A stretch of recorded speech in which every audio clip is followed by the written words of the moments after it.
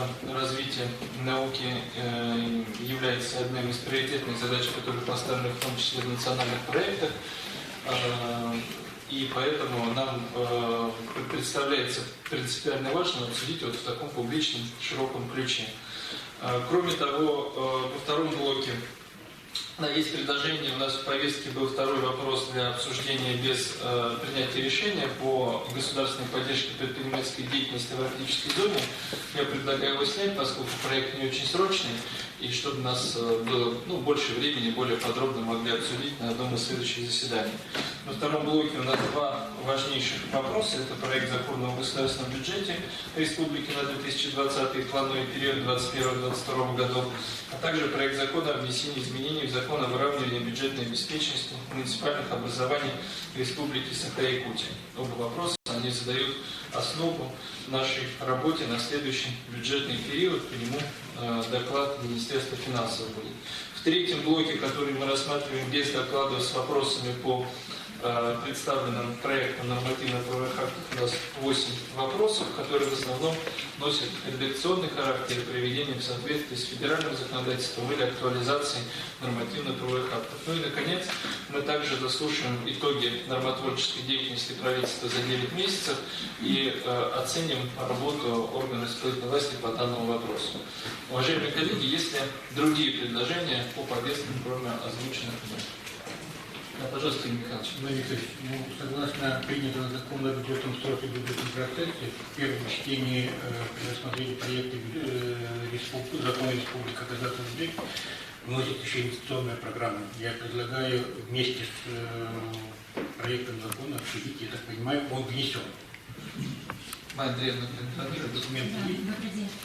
Действительно, с этого года одновременно проектом закона о государственном бюджете Республики Саха-Якутия вносится инвестиционная программа Республики Саха-Якутия. Проект разработан, согласован с заинтересованными министерствами и ведомствами, согласован с курирующими заместителями председателя правительства Республики Саха-Якутия. Прошу рассмотреть и внести в повестку заседания. Пожалуйста, Андрей. Я отрицательно заключение сегодня подписал на последнее поступление из программы. Как надо считать, что я буду согласован? Проект инвестиционной программы разработан в соответствии с решениями, принятыми на заседании правительственной комиссии по бюджетным проектировкам и полностью соответствует тем решениям, которые будут приняты. В связи с этим я предлагаю все-таки рассмотреть проект инвестиционной программы. Игорь Николаевич, по этому вопросу? Да. Пожалуйста, Игорь. Добрый день, уважаемый Владимир Викторович, уважаемые члены правительства.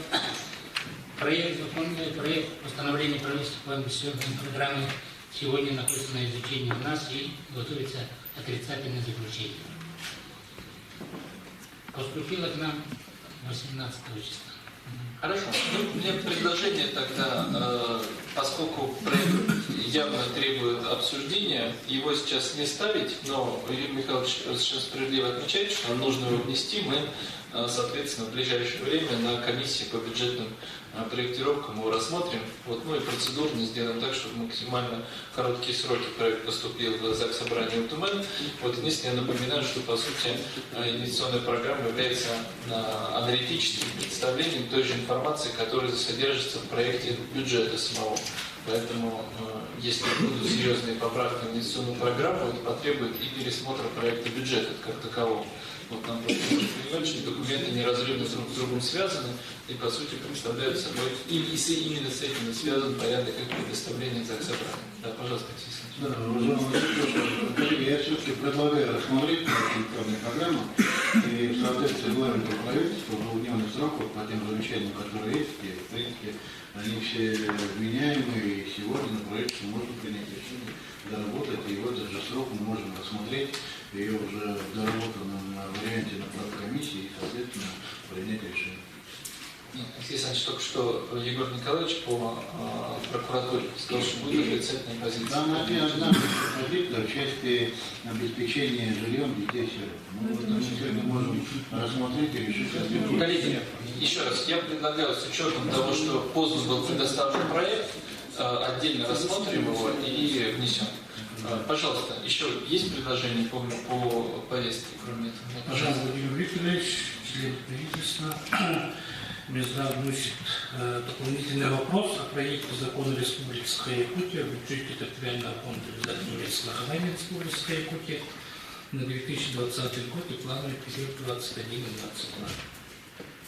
Пожалуйста, есть вопросы по этому вопросу от ФОМСа? Нет? Хорошо, еще есть предложение? Тогда предлагаю утвердить повестку с одним дополнительным вопросом вне повестки о проекте ФОМСа. Прошу голосовать. Кто за? Кто против? Воздержался? Спасибо. Тогда переходим к работе. Если прежде чем переходить к работе, у нас, к сожалению, Павел Владимирович Иванов отсутствует, но я прошу все-таки представителей администрации главы правительства обеспечить более тщательную подготовку заседания, чтобы избежать таких неупорядоченных вещей по принципиальным вопросам, которые мы выносим на повестку. Это абсолютно не годится никуда. Давайте переходить к работе. Итак, предлагаю приступить. По первому вопросу с докладом выступит первый заместитель министра образования и науки Республики Саха-Якутия Михаил Юрьевич Присяжный. Вопрос об утверждении концепции сохранения развития ведущих научных школ. Михаил Юрьевич, я просьба максимально коротко, тезисно обозначить основные позиции концепции, поскольку напоминаю, что мы не принимаем нормативный правовой акт, а по сути относимся к представленному документу по содержательной точке зрения. Пожалуйста, Михаил. Добрый день, уважаемый председатель правительства Республики Саха-Якутия, уважаемые члены правительства, приглашенные. Действительно, наука имеет надотраслевой характер, поэтому особая благодарность за возможность доложить основные положения данной концепции. Она у нас тем более обсуждалась 29 мая 2019 года на заседании Совета по науке при главе Республики Саха-Якутия. Ну и был дан ряд поручений по упорядочению ее позиций. Сама концепция, она устанавливает вопросы, касающиеся нашей с вами государственной политики по сохранению и развитию ведущих научных школ. Главным образом, части концентрация имеющихся школ. Это прежде всего вовлечение, обновление научных школ имеющихся, это создание благоприятных условий по молодому поколению, это то, что касается полномочий субъектовых. Конечно же, одной из задач, которая у нас содержится в стратегии научно-технологического развития Российской Федерации 2016 года, это создание возможности для выявления талантливой молодежи, построение успешной карьеры в области науки, технологий и инноваций. Но не зря на прошлой неделе был запущен трек «Лидеры России», касающийся как раз науки, подготовки кадров, которые могут, соответственно, создавать новые лаборатории, новые направления научной деятельности. На настоящий момент научно-образовательная система республики в расширительном списке включает 56 научных школ, в том числе выявленных и оцененных нами по итогам обсуждения на Объединенных ученых советах Академии наук Республики Саха-Якутия, это 21 ведущая научная школа, которая активно на данном этапе работает. 9 школ у нас выявлены как формирующиеся.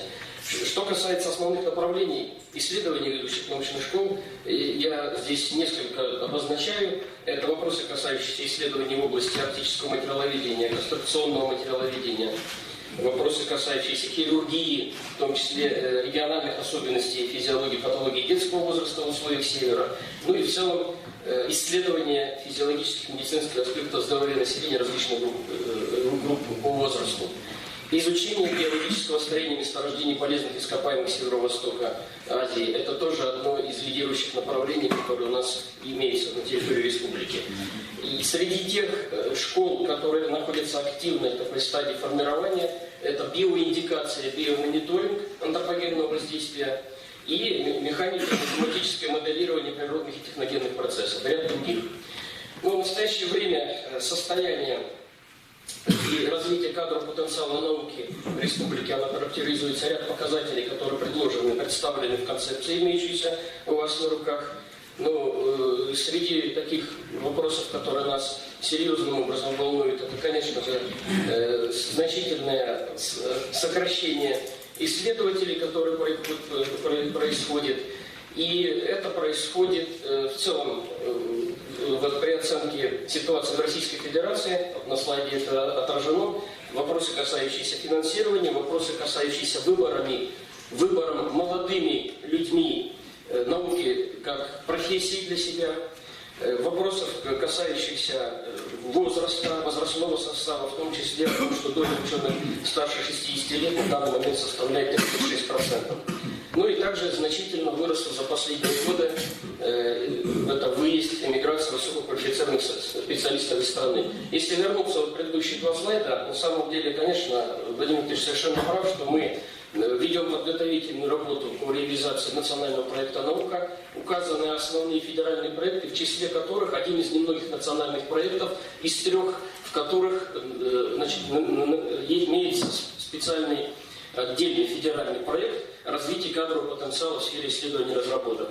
Ну и основные задачи, которые ставятся, это касается наиболее важной, наверное, позиции, это Центров развития компетенций по руководителей научно-технических проектов и лабораторий. То есть задача по поддержке молодых перспективных исследователей через создание возможности открыть новые лаборатории по перспективным направлениям. Следующая позиция.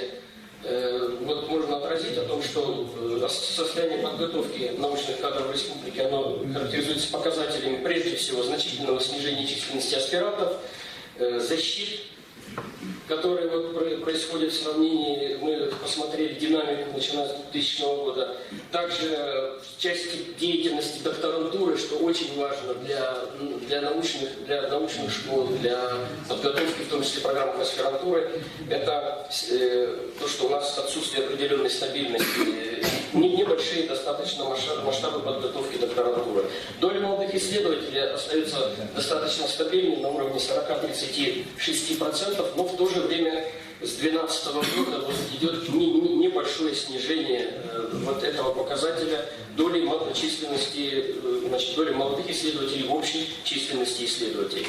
В целом, наша оценка говорит о том, что да, указанные проблемы – это серьезный вызов для нас при решении вопросов развития научного потенциала республики, и мы нуждаемся в определенных новых инструментах, в обновлении этих инструментов. Обратите внимание на следующем слайде. Значит, это те формы поддержки, меры поддержки, которые у нас реализовывались в течение последних 10-15 лет. По ряду из них мы приняли решение о том, что будет идти их перезапуск. То есть мы в новом формате будем оказывать помощь, в том числе и по поддержке разновозрастных коллективов, что является принципиально важным, а не только отдельных и единичных исследователей. Следующий слайд, пожалуйста. Мы получили обратную реакцию. Значит, мы собрали действительно обратное мнение научного сообщества по всем вопросам, достаточно в простом виде здесь сформулировано, но крупными мазками. Это, конечно, возможность и вопросы, касающиеся поддержки студентов, молодых ученых, вопросы, касающиеся целевой подготовки аспирантов и докторантов, что нами реализуется, и у нас тоже в этом плане подготовлена концепция, которая отражает новые подходы к целевой подготовке специалистов.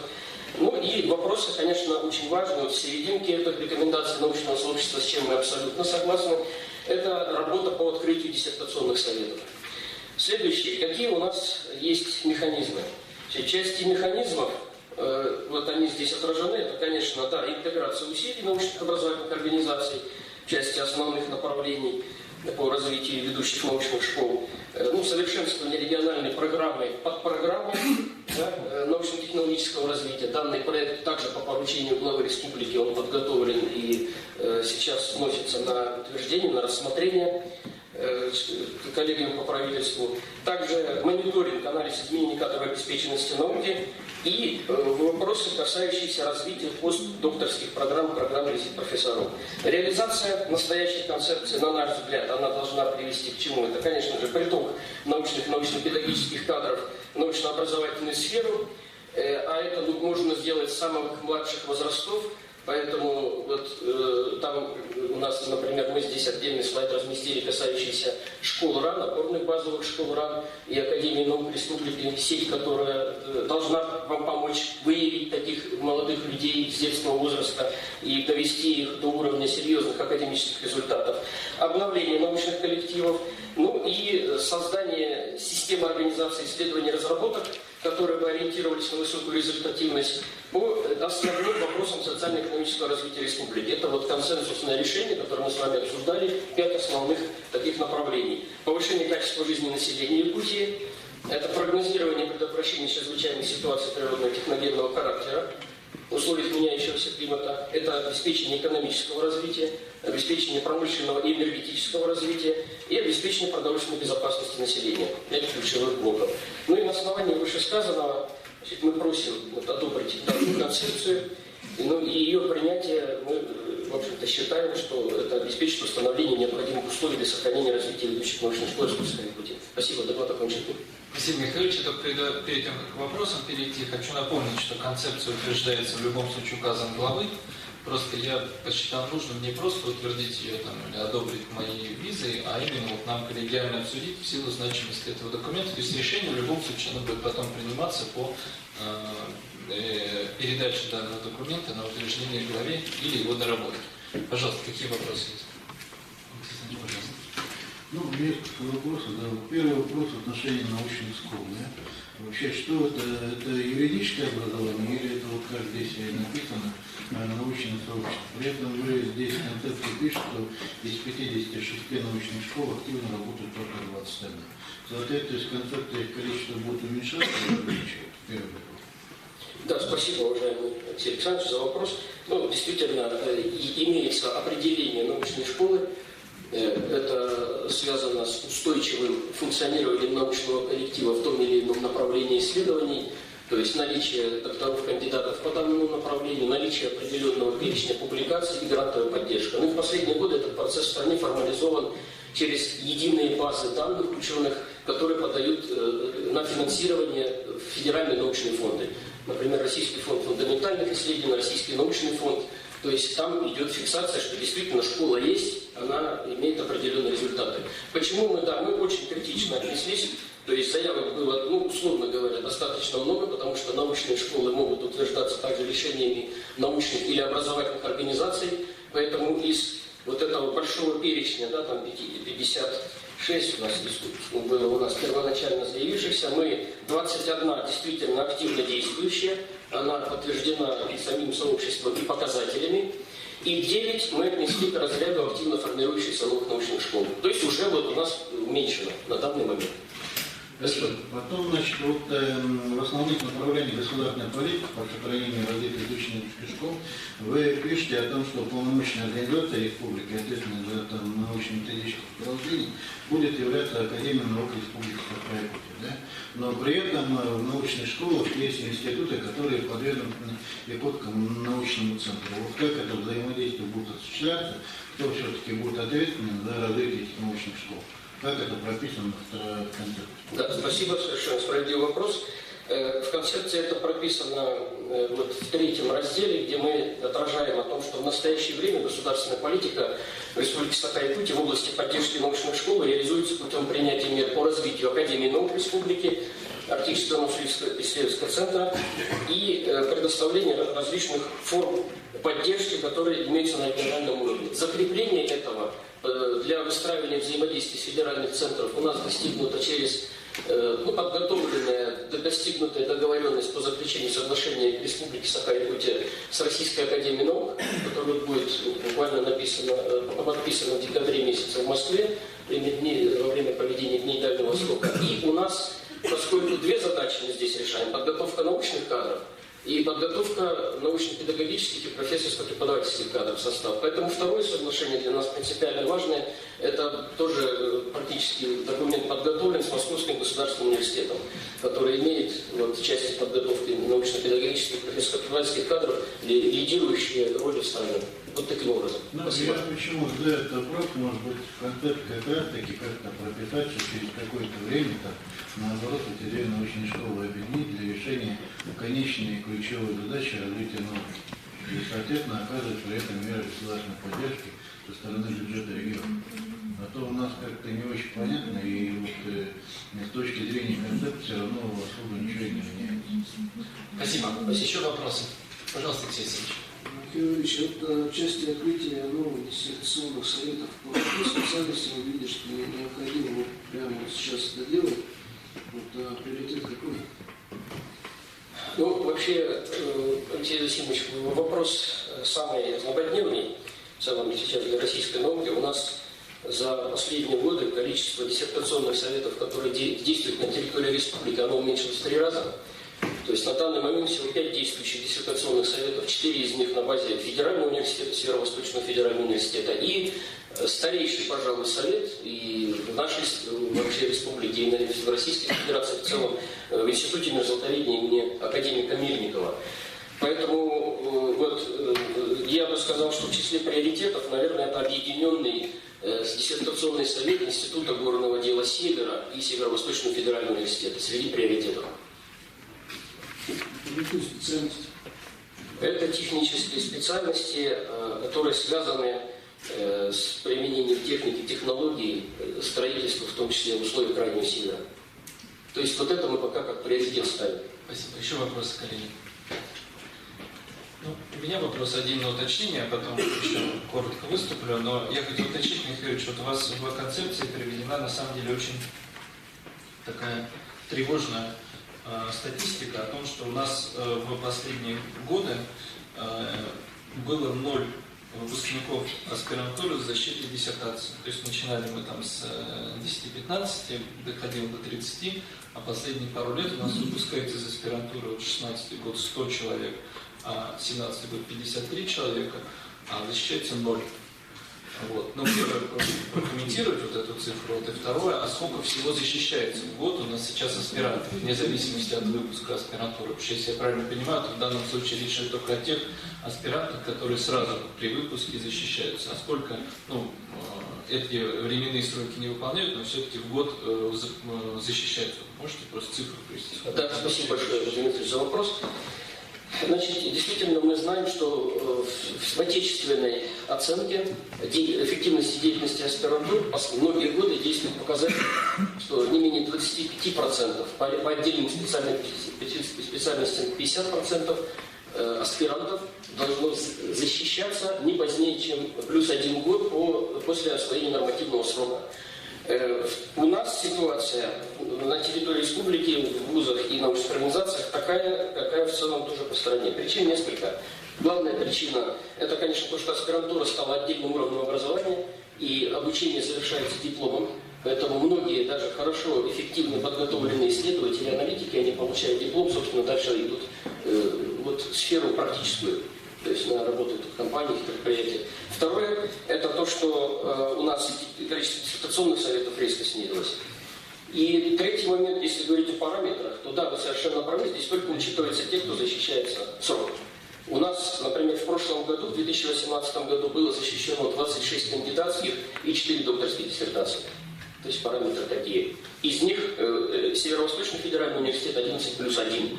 И вот у нас есть такие позитивные моменты. На прошлой неделе работала здесь группа экспертов Сколтех, Миноборнауки России и ряд других экспертов технологических. И у нас вот наша мегагрант, лаборатория, работающая в Северо-Восточном федеральном университете по моделированию.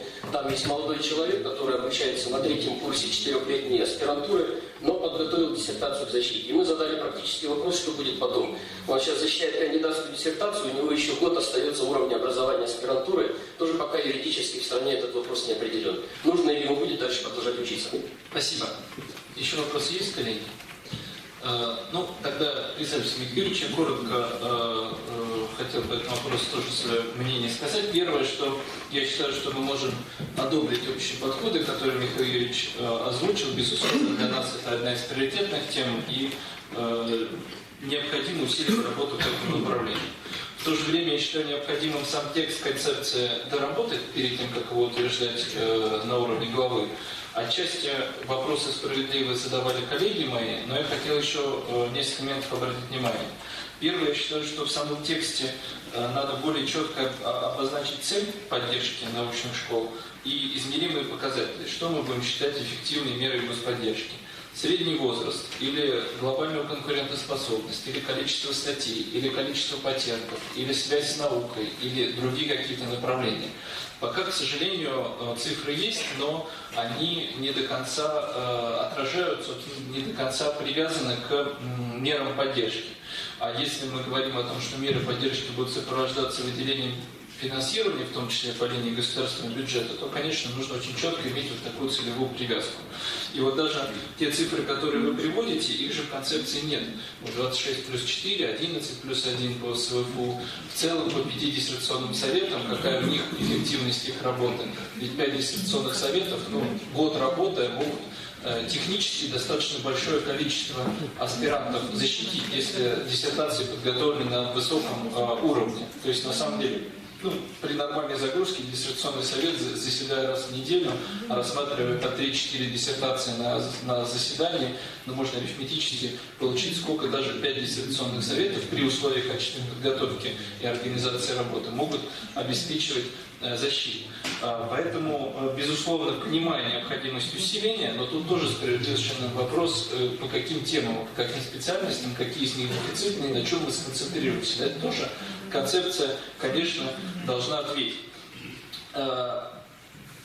Второй момент. Обращаю внимание, что пока сейчас концепция, она выглядит таким образом, что действительно описываете очень тревожную ситуацию, близкую к катастрофе.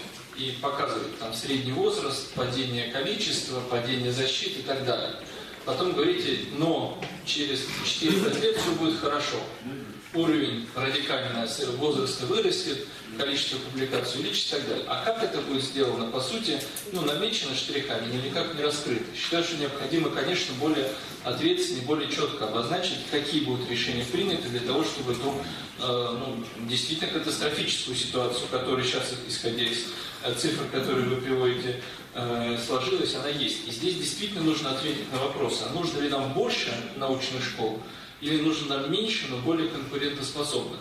Вот вы приводите в качестве критерия научной школы, что не менее 10 должно быть кандидатов и докторов наук в одной школе. Это в концепции написано. Общее количество у нас 456 сейчас остепененных. Но даже арифметически, если мы по минимуму идем, это не более 45 школ. Но ведь, наверное, у нас задача не сделать много маленьких школ, как в известном мультфильме, когда из одной шкуры 7 шапок шьется, и потом эти шапки непонятно куда девать. А приоритетные направления. В вашем выступлении они прозвучали, но в концепции они не отражены. В концепции отражено 28 направлений научной школы, специально пересчитал, хотя они не пронумерованы. Вот. Как они соотносятся с приоритетными направлениями, тоже остается вопросом. И даже то, что вы вот здесь написано на слайде, который сейчас показан, что утвержден перечень с 21 научной школы и 9 формирующихся научных школ. Но, наверное, тогда хотя бы порядок этого утверждения нужно в концепции отразить, если не перечень самих школ, потому что, конечно, концепция это такой общий документ, устанавливающий, и основные направления, на которых мы концентрируемся, еще раз, это крайне важно. И такой, может быть, технический вопрос, но тоже требующий, на мой взгляд, устранения. В концепции вы везде оперируете данными по 2017 год. Сейчас у нас заканчивается 2019 год. Уже есть данные по выпуску 2019 года, уже из аспирантуры, это все. Наверное, надо актуальную версию данных приводить, чтобы она была более такая обоснованная. И кроме того, я предлагаю отразить в концепции взаимосвязанный вопрос, который вы в докладе сегодня тоже отразили, связанный с участием в реализации национальных проектов, в частности, планы по созданию научно-образовательного центра мирового уровня. Он, безусловно, непосредственно связан с поддержкой научных школ. И считаю необходимым, как в концепции, тоже отразить большую работу, которая по этому направлению будет проводиться. С учетом этих и других замечаний, которые были озвучены, предлагаю сам подход, доклад принять к сведению, сам подход одобрить, рекомендовать доработать и после этого внести на утверждение главе республики. Протокольных поручений у нас других не требуется, вот такое решение предлагается вынести. Уважаемые коллеги, кто за то, чтобы такое решение принять и зафиксировать? Кто против? Воздержался? Спасибо. Тогда переходим к следующему блоку вопросов. Следующий вопрос у нас по проекту закона Республики Саха-Якутия о государственном бюджете на 2020 и плановый 2021-2022 год. Доклад Валерия Алексеевича Жандорова. Пожалуйста.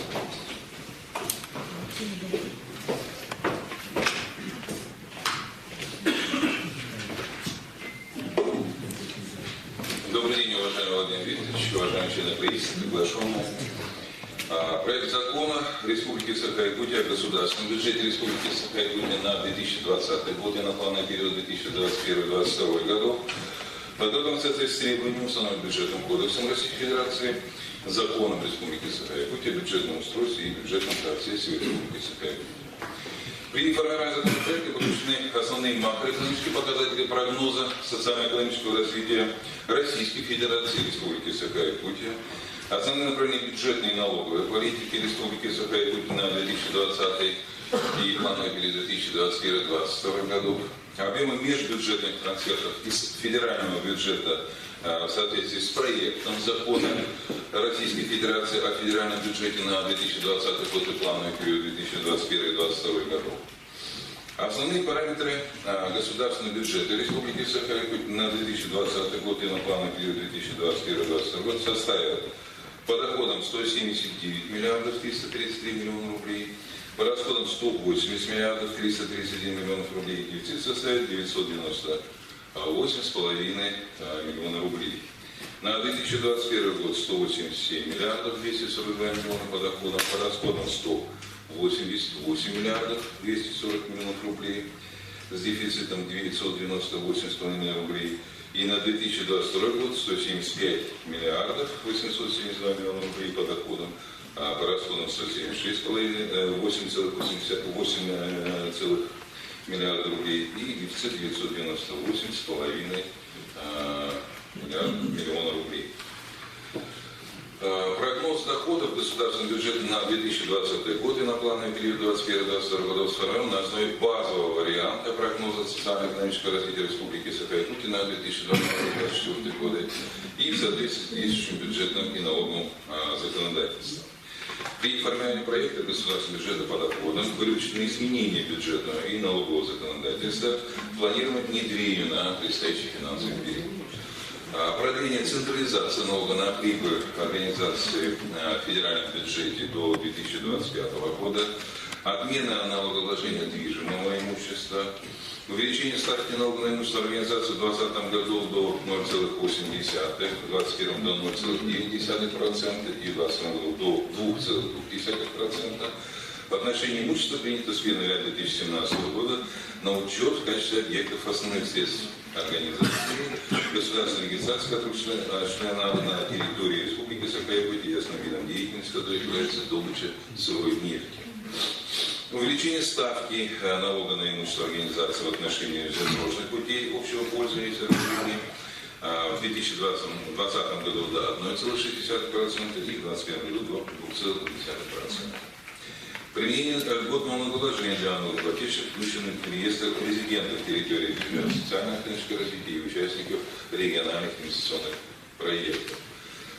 В целом, доходы государственного бюджета на 2020 год прогнозируют в сумме 179 миллиардов 333 миллиона рублей, или со снижением прогноза 2019 года в рамках рассматриваемого третьего уточнения бюджета со снижением на 36 миллиардов 724 миллиона рублей. Причем из них в прогнозе 2020 года пока отсутствует распределение средств Русгидро на ранее тариф электроэнергии.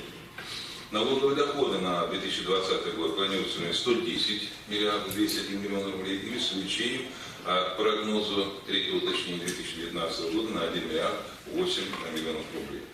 Прогноз по неналоговым доходам составит 11 миллиардов 480 миллионов рублей или со снижением на 8 миллиардов 953 миллиона рублей или на 44% в сравнении с третьим уточнением 2019 года.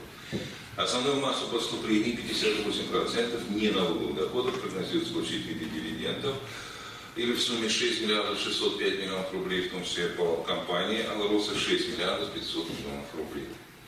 Поступление безвозмездных источников прогнозируют в сумме 57 миллиардов 653 миллиона рублей, из них дотация на ранее бюджетной обеспеченности 35 миллиардов 928 миллионов рублей, в связи с распределением на данный момент только 70% фонда дотации в ранее бюджетных субъектов Российской Федерации. В основу расчета поступления налога на прибыль Приняты прогнозные данные о прибыли рентабельных предприятий в составе показателей прогноза ЦР Республики Саха-Якутия. Прогнозные данные по участникам консолидированных групп налогоплательщиков представлены главным администратором доходов бюджетов, это межрегиональными инспекциями Федеральной налоговой службы по крупнейшим налогоплательщикам. И также прогнозные данные обособленных подразделений дочерних предприятий, новая база которых не учитывается в составе прогноза социально-экономического развития. Следует отметить, что показатель прибыли рентабельных предприятий прогноза включает прибыль также участников региональных инвестиционных проектов, резидентов территории, опережающих социально-экономического развития, предприятий, применяющих в соответствии с налоговым законодательством пониженные ставки по налогу на прибыль, а также акционерной компании «Якутур», участников консолидированной группы налогоплательщиков ПАО «Мечу». Наибольший удельный вес прибыли предприятий, уплачивающих налог по установленной ставке 17%, занимает поступление группы «Алроса», всего 82% от общего объема. Отмечаем, что к 2022 году ожидается уменьшение доли группы до 55% в связи с окончанием действия пониженной ставки для организации по добыче сырой нефти. Прогноз поступления налога на 2020 год рассчитан в сумме 38 миллиардов 648 миллионов рублей или с уменьшением прогноза 2019 года на 5,6% или на 2 миллиарда 314 миллионов рублей. Снижение прогноза 2020 года обусловлено замедлением темпов роста мировой экономики, что оказывает влияние на экономику экспортно-агентных предприятий, осуществляющих деятельность на территории республики.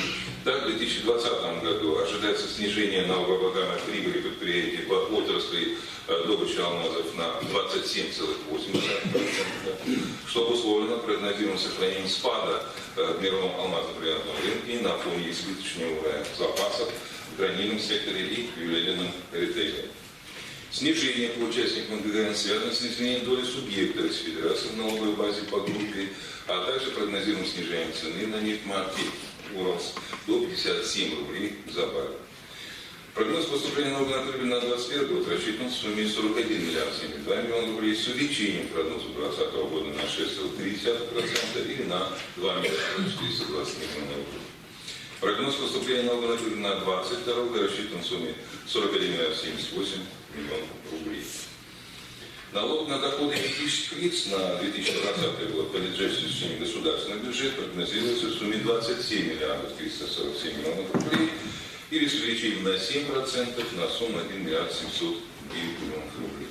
Расчетная сумма налога произведена на основе прогноза Фонда оплаты труда работников и оценки поступления налогов в 2019 году. При формировании поступления налога на доходы физических учитывает суммы возврата налога из бюджета по подтвержденным социальным и имущественным налоговым вычетам, рассчитанных исходя из динамики по данной налоговой отчетности, которым сейчас активно пользуются граждане.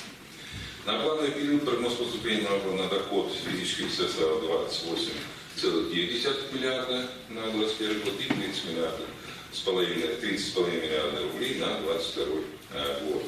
Все эти расчеты произведены исходя из прогноза Фонда оплаты труда, соответственно, на 2021-2022 год, которые представлены ниже на слайде.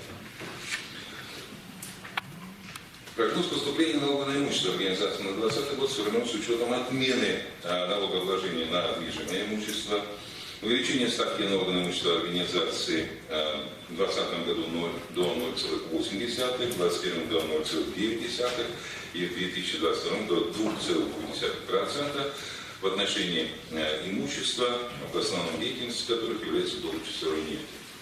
Также увеличиваться будут постепенно ставки налога на имущество организации в отношении железнодорожных путей и их сооружений с 2020 года с 1,6 в 2021 году до 2,2%. Поступление налога планируется на 2020 год в сумме 16 миллиардов 736 миллионов рублей, что выше на 542 миллиона рублей от оценки последнего уточнения бюджета 2019 года. И, соответственно, в 2022 году достигнет 77 миллиардов 194 миллиона рублей. Поступление налога на добычу полезных ископаемых на 2020 год прогнозируется в сумме 19 миллиардов 768 миллионов рублей, в том числе при алмазов 17 миллиардов 157 миллионов рублей или 86% от добычи от всего НДПИ, по углю 433 миллиона рублей, по прочим полезным ископаемым, в том числе по золоту, 2 миллиарда 177 миллионов рублей. Расчеты поступления налога на НДПИ произведены на основе планируемого объема добычи полезных ископаемых, прогнозируемого уровня цен на данные полезные ископаемые и среднегодового курса доллара. Среднего курса рубля по отношению к доллару США на уровне 65,7 рублей к доллару США. По сравнению с прогнозом 2019 года прогнозируется снижение налога на добычу полезных ископаемых на 577 миллионов рублей или на 2,8%, что будет снижение налога объема добычи по алмазам. Поступление налога на добычу полезных ископаемых в государственный бюджет на 2021 год прогнозируется в сумме 18 миллиардов 671 миллионов, что на 5,6% ниже прогноза 2020 года. Причиной снижения НДП в 2021 году является прогнозируемое дальнейшее снижение налогооблагаемых объемов добычи алмазного сырья на 8,7%. И также на 2022 год прогнозируется в объеме 19 миллиардов 824. В 2022 году мы наблюдаем увеличение прогноза на 6,9% относительно 2021 года. Прогноз неналоговых доходов на 2020 год составит 11 миллиардов 480 миллионов рублей. Из них 6 миллиардов 605 миллионов рублей планируется поступление дивидендов по акциям, принадлежащим республике. 2 миллиарда 646 планируется получить от платежей при пользовании природными ресурсами и 1 миллиард 200 миллионов рублей компенсационных платежей по лицензионным соглашениям по пользованию недрами Юргинского и Путовинского месторождения алмазов. Прогноз на 2020 год по дивидендам сформирован согласно сведениям отраслевых министерств, ведомств и акционерных обществ с учетом принятых стратегий развития этих обществ и организации и реализации доли республики в уставном капитале обществ, а также по методике прогнозирования поступления неналоговых доходов административных министерств и земельных отношений республики. На плановый период 2021 и 2022 годов прогноз неналоговых доходов составит соответственно 11,4 миллиарда рублей и 11,5 миллиарда рублей соответственно. Безвозмездные поступления на 2020 год планируется в сумме 57 миллиардов 653 миллиона рублей, в том числе из федеральных бюджетов в сумме 49 миллиардов 212 миллионов рублей. В соответствии с законом Российской Федерации о федеральном бюджете на 2019 год и на плановый период 2020-2031 годов и с учетом дополнительно доведенных сумм, отраженных в сводном бюджетном кодексе на 1 сентября 2019 года. Прогнозная сумма дотации на раннем уровне бюджетной дифференциальной на 2020 год 35 928 миллионов рублей или со снижением к 2019 году на 10 миллиардов 979 миллионов рублей. И на 2021-2022 годы, соответственно, 38 миллиардов 571 миллионов рублей ежегодно. Суммы ниже дотации 2019 года в соответствии с тем, что в федеральном законе федерального бюджета пока распределено 70% общего фонда дотаций. Субсидии предусмотрено на сумму 5 миллиардов 339 миллионов рублей, на 2021 год 5 миллиардов 559 миллионов рублей и на 2022 год 2 миллиарда 338 миллионов рублей. Субвенции бюджета республики на 2020 год составят 4 миллиарда 326 миллионов рублей и в 2022 году 4 миллиарда 206 миллионов рублей. Также у нас прогноз есть поступление иных межбюджетных трансфертов, которые составят в 2020 году 3 миллиарда 620 миллионов рублей. Поступления из федерального бюджета дополнительно могут быть уточнены по итогам рассмотрения проекта закона Российской Федерации о федеральном бюджете на 2022 год и на плановый период 2021 года и 2022 года, как в ходе рассмотрения во втором чтении федерального закона о федеральном бюджете, так и в ходе исполнения в 2020 году. В результате прогнозируемого уровня доходов и источников финансирования дефицита государственного бюджета объем расходов определен в размере 180 миллиардов 331 миллиона рублей в 2020 году и 176 миллиардов 870 миллионов в 2022 году. Параметры государственного бюджета Республики Саха-Якутия сформированы из 26 государственных программ, реализуемых с 2020 года в соответствии с указом главы Республики Саха-Якутия от 4 июля 2016 года. Объемы федеральных трансфертов учтены в соответствии с проектом федерального закона о федеральном бюджете на 2020 год и на плановый период 2021-2022 годов. Предельные объемы бюджетных ассигнований государственного бюджета по государственным программам и направлениям деятельности, не входящих в государственные программы на 2020-2022 годы, сформированы на основе следующих подходов. За основу приняты объемы, утвержденные законом Республики о государственном бюджете Республики на 2019 год и на плановый период 2020-2021 годов, на 2022 год на уровне 2021 года, а также на основе данных сводной бюджетной росписи после на 1 сентября 2019 года. Учтены также отдельно расходы на реализацию национальных проектов Республики Саха-Якутия в соответствии с указом президента Российской Федерации Владимира Владимировича Путина от 7 мая 2018 года номер 204 о национальных целях и стратегических задачах развития Российской Федерации на период 2024 года. Государственный бюджет республики представлен в виде комплекса 26 государственных программ. Общий объем программных расходов с учетом федеральных средств на 2020 год составит 172 миллиарда 787 миллионов рублей, на 2021 год 174 миллиарда 693 миллиона рублей и на 2022 год 161 миллиард 160 миллионов рублей.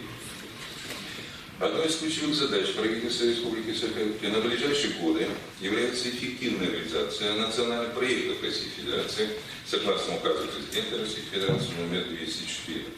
Из 78 федеральных проектов Республика Саха-Якутия реализует 52 региональных проекта.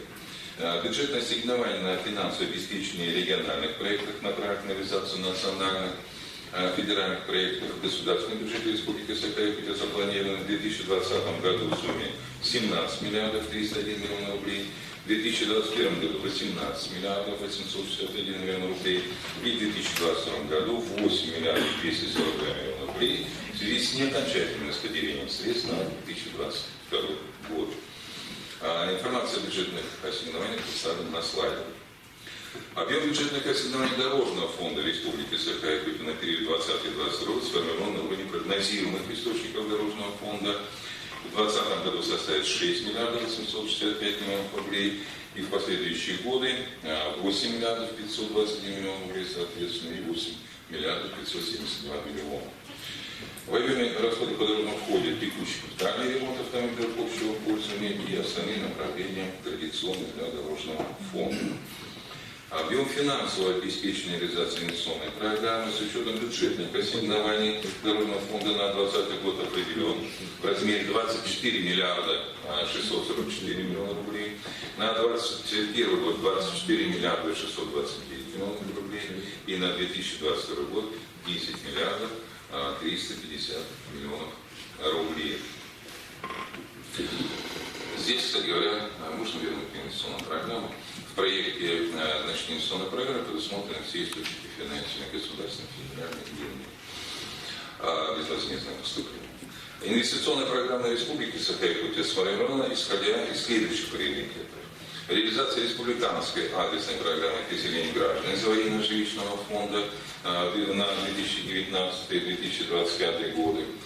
Строительство на 2020 год 8 миллиардов 254 миллиона рублей и на 2021 год 8 миллиардов 261 миллиона рублей. Строительство объектов в рамках региональных проектов Республики Саха-Якутия направлено на достижение результатов федеральных проектов. На 2020 год 2 миллиарда 271 миллиона рублей, на 2021 год 2 миллиарда 543 миллиона рублей, на 2021 год 321 миллион рублей.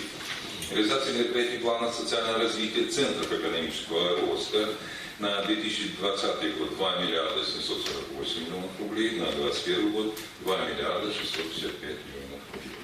Также строительство объектов социальной сферы в рамках реализации инвестиционных проектов по соглашениям государственно-частного партнерства на 2020 год 2 миллиарда 839 миллионов рублей, на 2021 год 3 миллиарда 579 миллионов рублей и на 2022 год 4 миллиарда 219 миллионов рублей.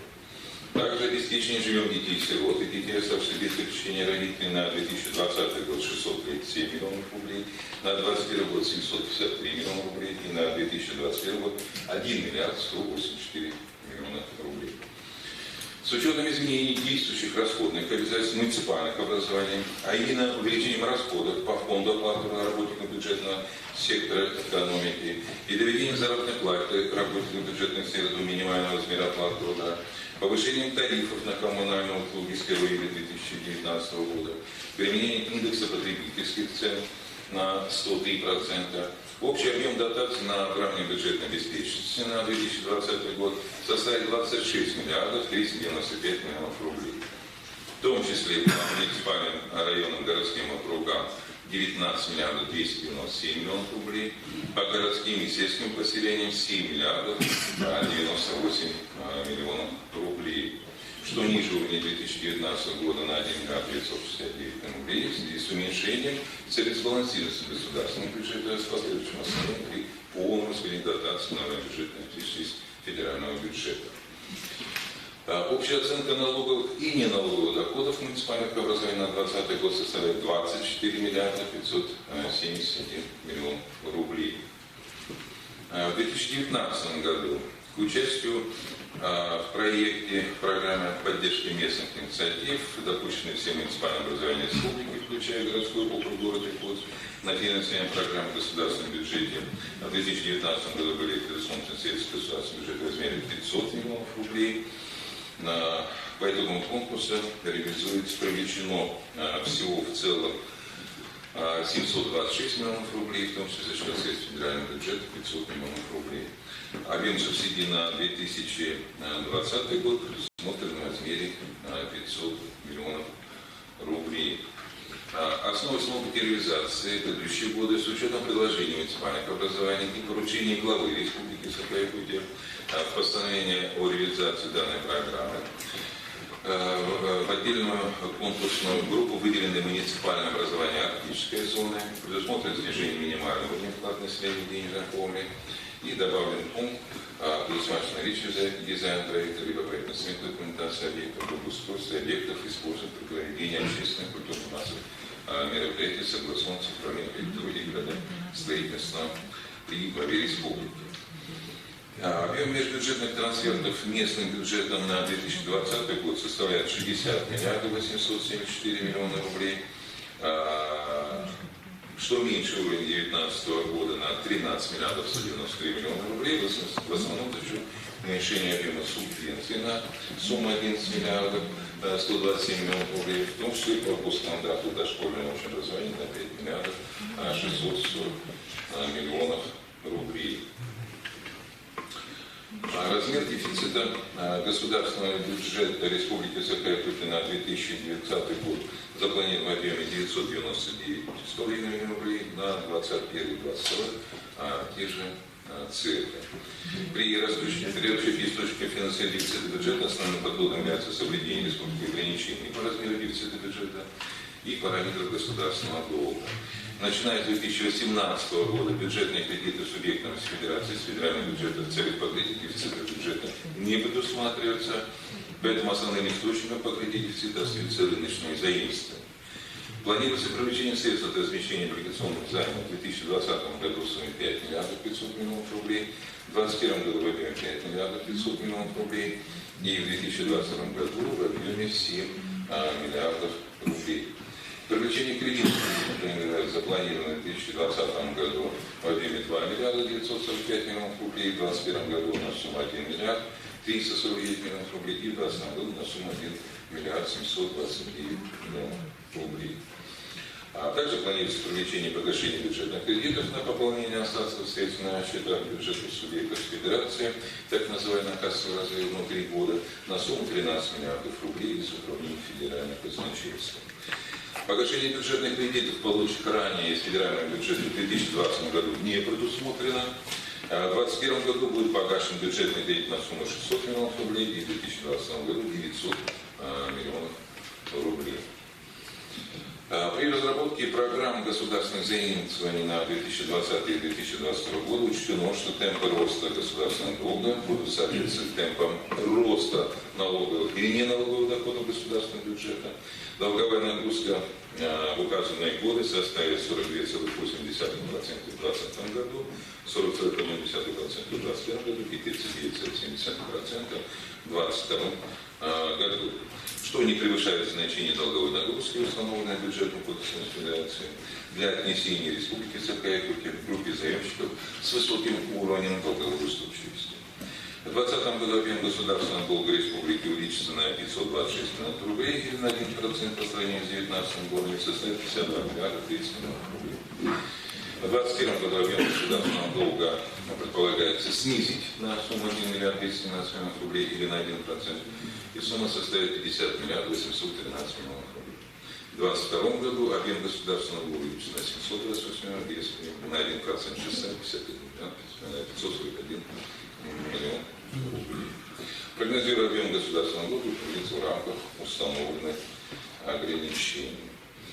Предоставление государственной гарантии Республики предусмотрено в 2020 году на сумму не более 2 миллиарда 544 миллиона рублей, в 2021 и 2022 годах на сумму не более 1 миллиард 930 миллионов рублей. Государственные гарантии Республики предусмотрены по направлениям в целях обеспечения завоза социально значимых продовольственных товаров, для обеспечения завоза для государственных республики, для обеспечения жизнедеятельности населения в районах ранее исследований, в том числе для подготовки флота к навигации и в целях государственной поддержки предприятий агропромышленного комплекса. Доклад закончен. Спасибо за внимание. Спасибо, Алексей. Уважаемые коллеги, вопросы, пожалуйста. Пожалуйста, Игорь Александрович. В пояснительной записке прописано, что снижение дивидендов 2020-2021-2022 году в первую очередь расположено из-за принятия наблюдательным советом изменения положения дивидендной политики. Вопрос как главному акционеру в компании «Агроса». Это позиция правительства, чтобы снизить дивиденды, я так понимаю, да? Или вы не так не писали, конечно? Нет, это снижение прогнозируемых объемов реализации малого сырья на предстоящий период. Алексей, нужно проверить, что наблюдательный совет принял такое решение. Потому что, еще раз, установление дивидендов достаточно четко описано утвержденной методикой, в качестве основного является основной переменной исходные данные является объем прибыли, имеющегося в распоряжении денежного потока, который, в свою очередь, формируется от объема продаж.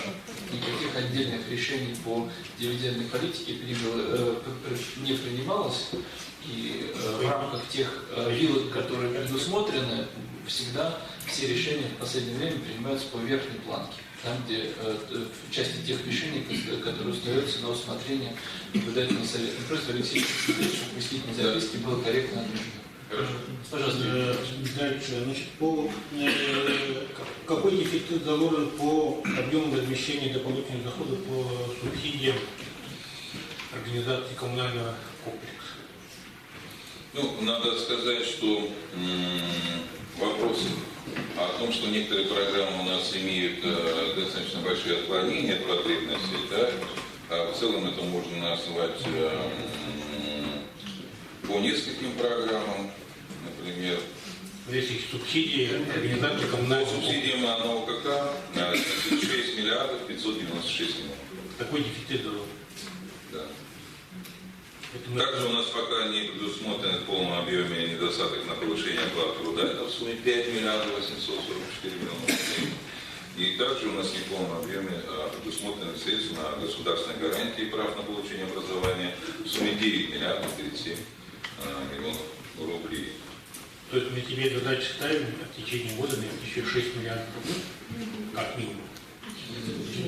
Простая калькуляция позволяет сказать, что 20 миллиардов рублей это только те 3 статьи, которые Алексей озвучил, которые, безусловно, относятся к первоочередным, то есть мы не можем ни одну из них не выделить. Но одновременно я тоже, Алексей, несколько раз в докладе говорил, но еще раз хочу озвучить, что здесь не учтены субсидии на выравнивание бюджетной обеспеченности, которые Минфин предоставляет субъектам. Мы сейчас буквально на этой неделе ждем цифры. Вот, мы можем отталкиваться в качестве ориентира от предыдущего года, когда они составляли 11 миллиардов рублей. Вот это то, что мы, исходя из предыдущих периодов, мы как в качестве ориентира смотрим. Вот в остальном нам предстоит изыскать какие-то дополнительные источники под те задачи, которые вы тоже справедливо различаете. Ну и последний вопрос. Какой объем заложен сокращение органов исполнительной власти, которые в указе главы еще в 2018 году было прописано, 20, 21, 22 год? Какие объемы заложены? Не исполняем указ или продолжаем не исполнять? Ну, на самом деле у нас таки действует распоряжение главы республики за номером 803 РГ. Там касается не только органов государственного снижения. Такие же планы у нас будут и на 2020, и 2021 год. Для этого мы сейчас делаем актуализацию этих планов мероприятий до 2024 года в рамках соглашения с Минфином России.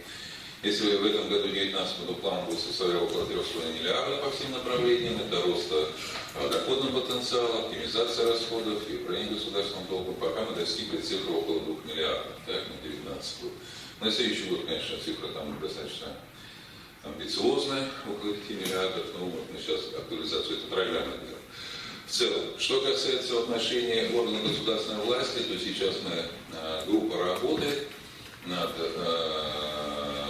достижением того норматива расходов на органы государственной власти, которые на последующий период в соответствии с постановлением правительства Российской Федерации эти нормативы установлены и снижены. Это 2,8%, 2,6% в 2020 году, 2,3% в 2021 году от объема налогов и налоговых доходов, которые, безусловно, поведут за собой значительное сокращение расходов на органы государственной власти, соответственно, это будет связано с значительным сокращением и численности государственных служащих в 2020, 2021 году и в 2022 году. В соответствии с постановлением правительства Российской Федерации мы должны выйти на новый норматив 2,3% налогов, не налогов. В бюджете мы, по крайней мере, не заложили пока повышение фонда оплаты труда по государственным гражданским служащим. Это будет возможно проводить, как это в отношении федеральных государственных школ, только при условии сокращения численности остается в том же фонде оплаты труда. Пожалуйста, Николай Николаевич, пожалуйста. Добрый день, Валерий Алексеевич. Ну, я уже ежегодно говорю о том, что согласно бюджетного закона о бюджетном устройстве, бюджетном процессе, должны быть представлены предложения по индексации заработной платы работникам госучреждений, стипендиям, по минимальной оплате труда. Ну, если у нас по минимальной оплате труда уже федеральное законодательство уже диктует, но вот я раньше вот пояснительной запиской об этом говорилось, но я вообще не вижу.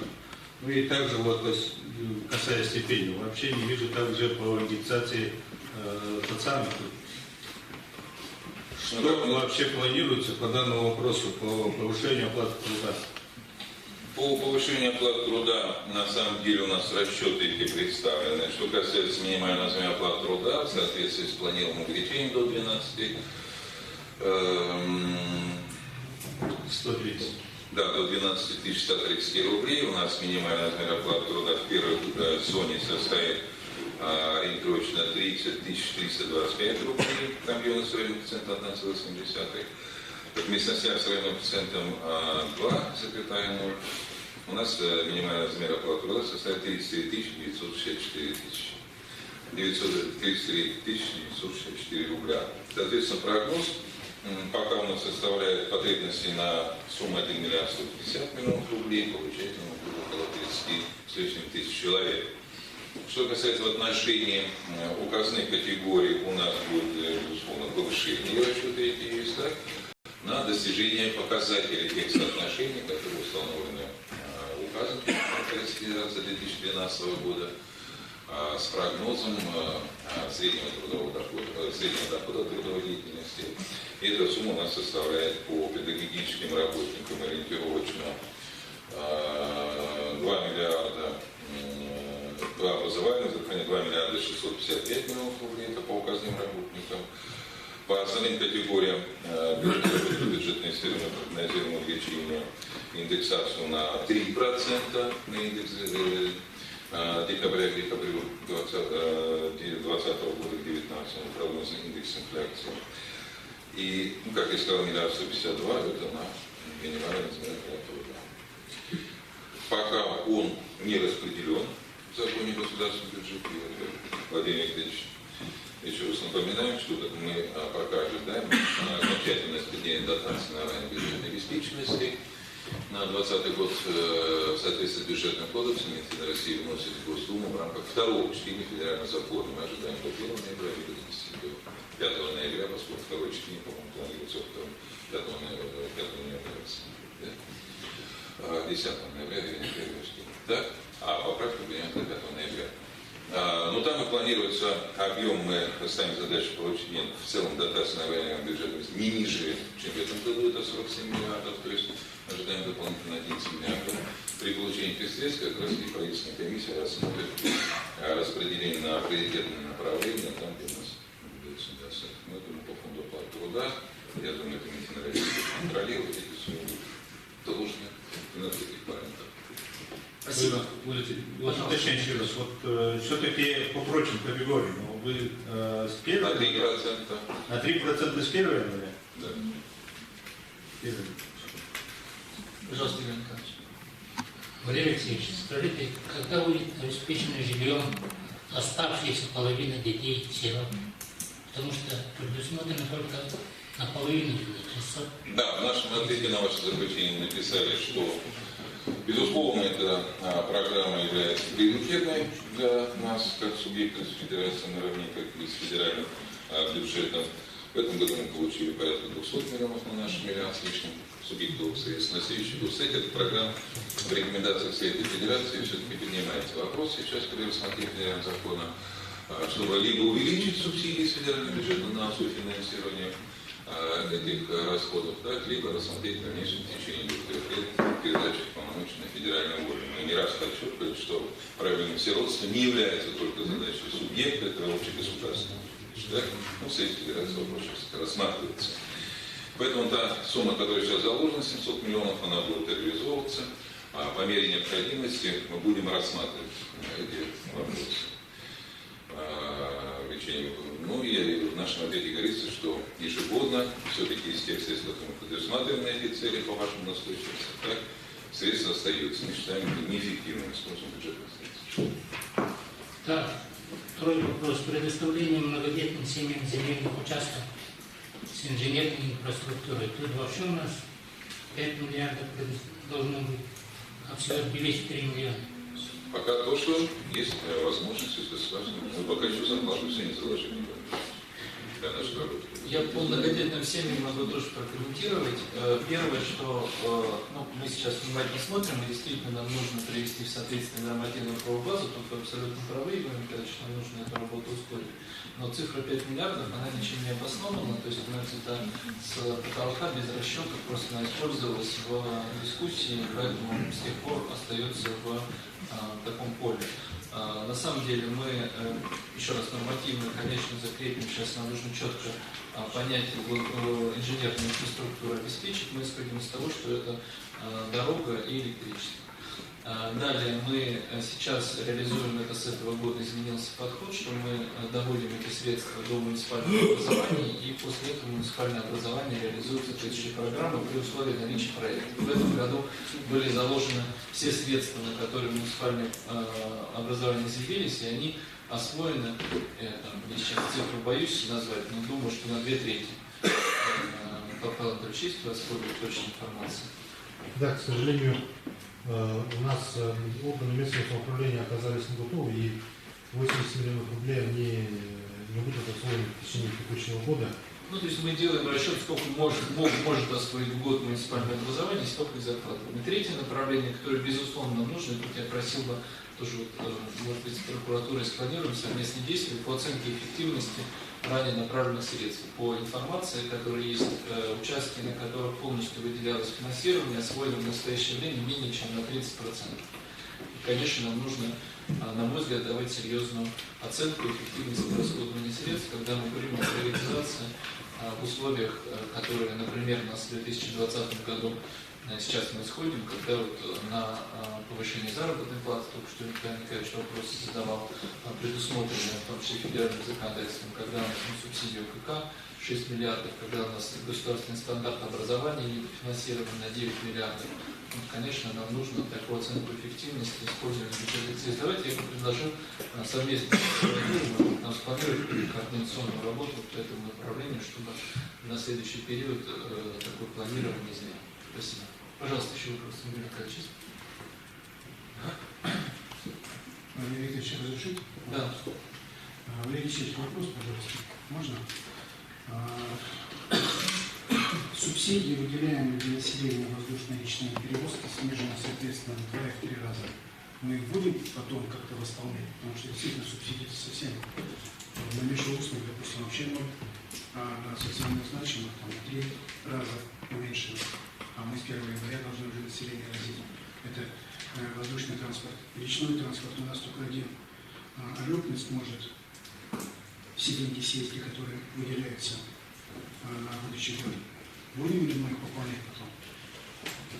Ну, безусловно, распределение тех базовых предельных объемов расходов, которые были доведены до главных распределителей бюджетных средств, в первую очередь, они должны были быть распределены на привлеченные и социально-заняточные расходы, так? Ну, нужно посмотреть, как была проведена эта работа министерством, так? Если объективных средств не хватило на эти направления для того, чтобы их невозможно было сократить, то вот эти расходы, в том числе и то, что мы сейчас назвали, я считаю, что приоритетными, и, наверное, члены правительства согласятся, у нас приоритетным будет стоять это исполнение указа президента Российской Федерации по повышению фонда оплаты труда при поступлении дополнительных средств. Затем мы будем смотреть, насколько возможно и обоснована цифра по госстандарту на образование, субсидию ОКК. И вот те социально значимые расходы, я думаю, что мы должны посмотреть сейчас при оценке дополнительных доходов с точки зрения приоритизации. И, конечно же, от Министерства ведомства будет зависеть от того позиции, которую мы вместе с вами будем рассматривать. Там, где мы сейчас вынуждены из подходов заменительных социально-значимых расходов сокращали на 12%, посмотреть, что у нас в результате этой плановой концентрации ресурсов для складывательности бюджета, что именно социально значимое у нас было требует еще дополнительно, в зависимости от тех доходов, которые... Пожалуйста, еще вопрос. Можно вопрос? Я имею право, да, вопрос? Конечно. Владимир Викторович, у меня идентичный вопрос, наверное, да, вот как коллеги задавали. Если идентичный вопрос, то идентичный ответ тоже будет. Вот у нас в докладе, да, вот сейчас Валерий Алексеевич озвучил, что в среднем сокращение расходов было на 12%. Да?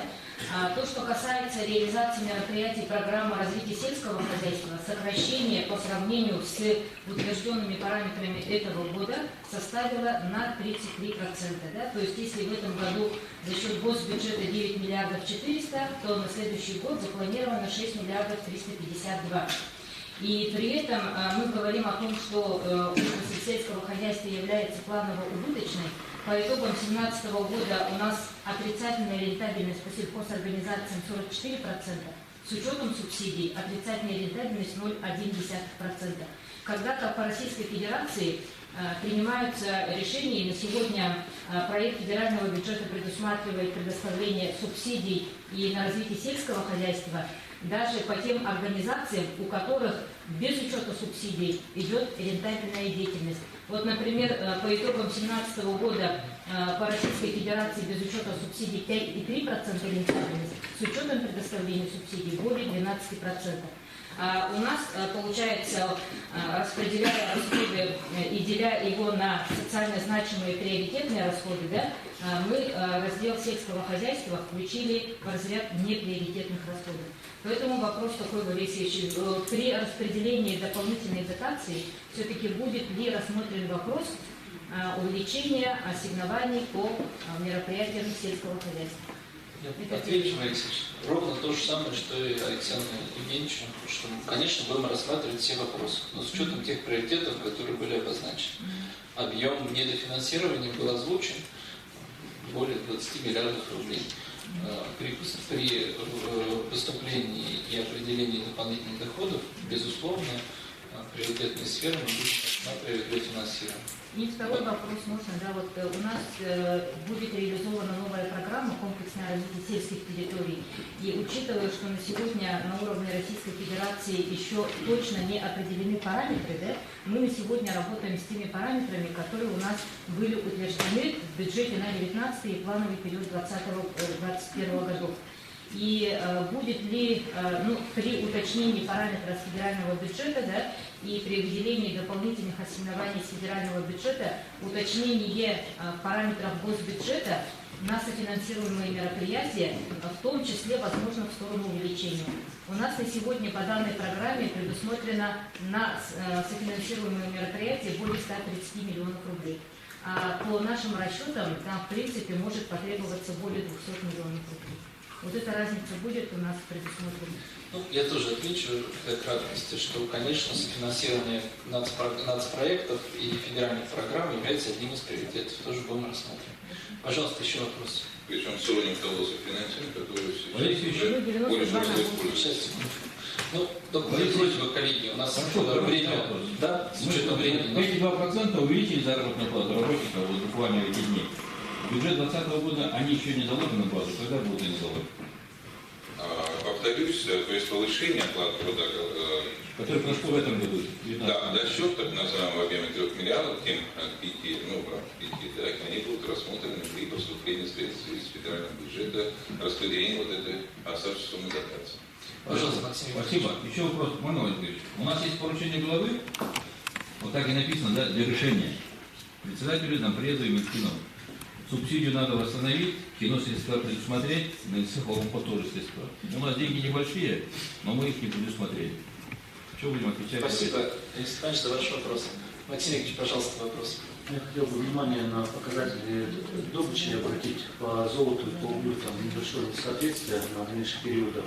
То есть 38,8 по золоту, это явно 22-24 года, а позже мы выходим. Мы по углю немного корректировали с этого года.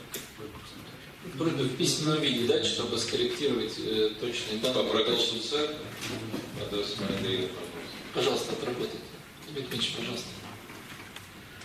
Тоже, пользуясь случаем, у нас есть было поручение по приобретению техники, да, визы. Мы из-за того, что закрывали решение, у нас удорожание техники идет. Данный вопрос, он по следующие годы будет решен или нет? Коллеги, чтобы все понимали, да, как мы составляем проект бюджета и как рассматривает Министерство финансов Российской Федерации, кстати говоря, которые просто постоянно на заключение нашего проекта закона, и оно правомочно в каком смысле? Дотации, выделяемые из федерального бюджета, являются одним из способов оказания помощи на рассмотрение 3 направлений и в том приоритете, в котором они смотрят обоснованность наших расходов, выделяя до 47 миллиардов из федерального бюджета дотаций. Первая статья, и всего 3 раздела. Первый раздел – социально значимые расходы и публично-нормативные обязательства, принятые субъектами в рамках федерального закона. Вторая часть – первоочередные расходы – это субсидии, созданные государственным бюджетом автономным учреждением. И третий раздел – это субсидии иным юридическим лицам и всевозможных поддержек. Этот находится в 3-м разделе приоритетов. Спасибо. Еще вопросы есть? Да, пожалуйста. Разрешите тут дополнить. Валерий Алексеевич, по вопросу не понимающих по индексации на 3% прочим категориям граждан расчетно в бюджете предусмотрено 237 миллионов с 1 октября. Не с 1 января, с 1 октября. 1 октября 2020 года. Прочим категориям. А, по-моему, такая же норма в федеральном законе, проект федерального закона. Пожалуйста, еще вопросы. Можно еще раз спросить или повторно сделать? Ну, спросить можно, если Ну, не этот вопрос, ладно. Да, Вот, пожалуйста, в связи с уточнением объемов расходов на финансовое обеспечение деятельности учреждений культуры и искусства сняли 386 миллионов 223 тысячи рублей. Условно мы все это, такое правило игры были. Мы сняли его заработной платы на самом деле. Оно будет восстановлено или нам надо готовить решение о ликвидации этих учреждений? Ну, тут два пути, которых вы назвали, так? Какой мы выберем из них, это вам решать. Но в целом, конечно, у нас, по-моему, по Министерству культуры и по Министерству физической культуры, по-моему, сняты заработная плата, так? А по остальным учреждениям это удалось избежать при сокращении. Вот здесь я тоже предлагаю на правительственной комиссии и его говорение внимательно рассмотреть по этим двум направлениям, да, Министерство физической культуры, спорта и Министерство культуры, с точки зрения недостатка, как вот заявляет Министерство, именно по фонду квартала, да, по существующим государственным учреждениям. Да? И там нам определиться, сколько нам сокращать или добавлять. Спасибо. Но я считаю, что эти два направления обязательно, потому что из всех министерств ведомств, насколько мы проанализировали, выбрали именно два по заработной плате. Остальные сумели обойтись без этого. Спасибо. Еще вопрос есть? Алексеевич, мы к разделу обеспечения пожарной безопасности из своего федерального бюджета мы получаем дотации. И эти дотации мы получаем по фактическим расходам. Но если при том дефиците на сегодняшний день, вот, например, по противопожарной службе, на увеличение улучшение материальной базы, мы по факту, почему мы не можем предъявить в федеральный бюджет дотации и увеличить финансирование содержания противопожарной службы. Материально-технической базы заявляет сегодня Министерство труда и социальной защиты, так? А Министерство образования, но, правда, допустим, у Юрия Степановича сейчас речь не идет о улучшении материальной базы. Там речь идет, что у нас не заложена расходная заработная плата, которую мы обязательно будем решить. Сперва. Можно, уточняющий еще? Да, конечно. Вот, в связи уже с заявлением, что с 1 октября, вообще, наверное, вы уже просчитали, о какой сумме идет речь, почему вот с 1 октября, а не с 1 января. О какой сумме идет речь? Это попроще именно, конкретно попроще работникам бюджетной сферы. Ну, поскольку с 1 октября, насколько я понимаю, у нас и в федеральном законе, в федеральном бюджете мы знаем, но и в прошлом году это было у них тоже с октября, а у нас было с 1 января. Да, я могу ответить. С 1 января по 1 октября все бюджетные учреждения по прочим работникам будут решать вопрос по снижению по дифференциации за счет внутреннего фонда оплаты труда.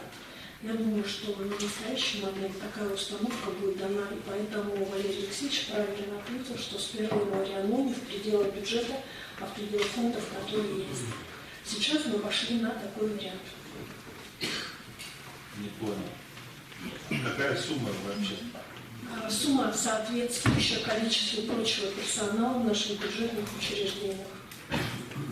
В зависимости от того, непосредственно сколько у каждого бюджетного учреждения, какие прочие работники есть. У всех сумма разная. Наверное, уже просчитали эту сумму, если говорим. Это переходит на 1 октября. Сумму не просчитали. Потому что будет каждое бюджетное учреждение решать самостоятельно, как будут они решать проблему дифференциации по относительно прочего персонала. Вопрос не по дифференциации, а по индексации. Речь идет о прочем персонале, и речь идет именно о снижении дифференциации. Об этом, Алексей Иванович. Тогда назовите сумму с 1 января. Вопрос же понятный у Николая Николаевича. Какая разница, если мы принимаем решение с 1 января и с 1 октября? Есть такая сумма или нет? Можно ее назвать сейчас?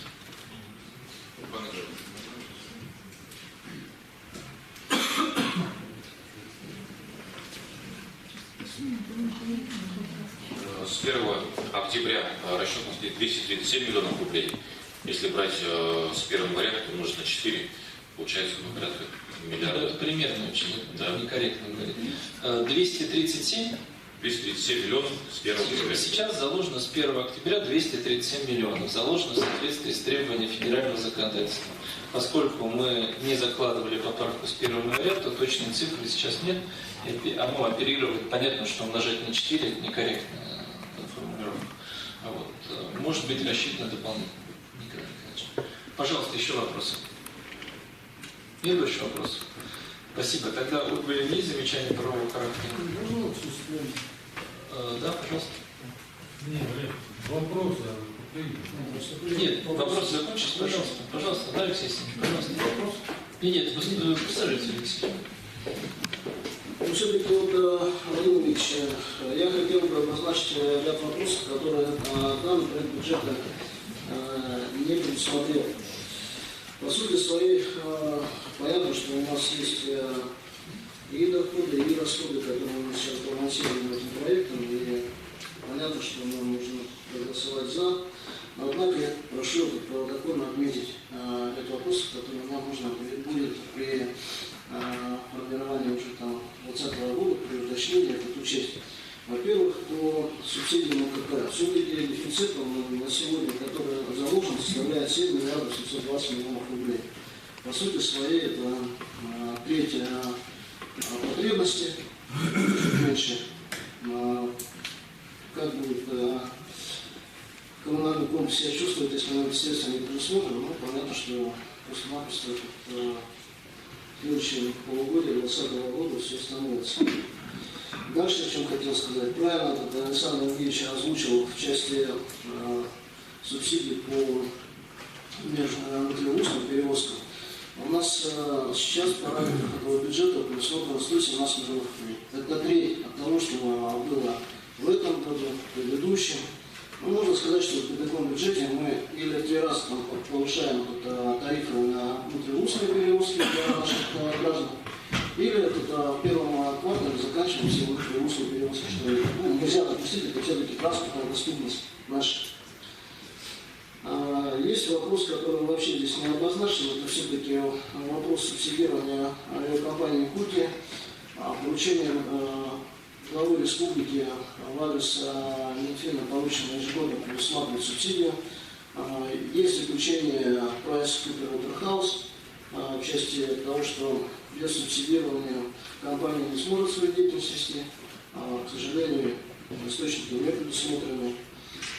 Этот год был у нас сложный с точки зрения судоходства по реке Лену.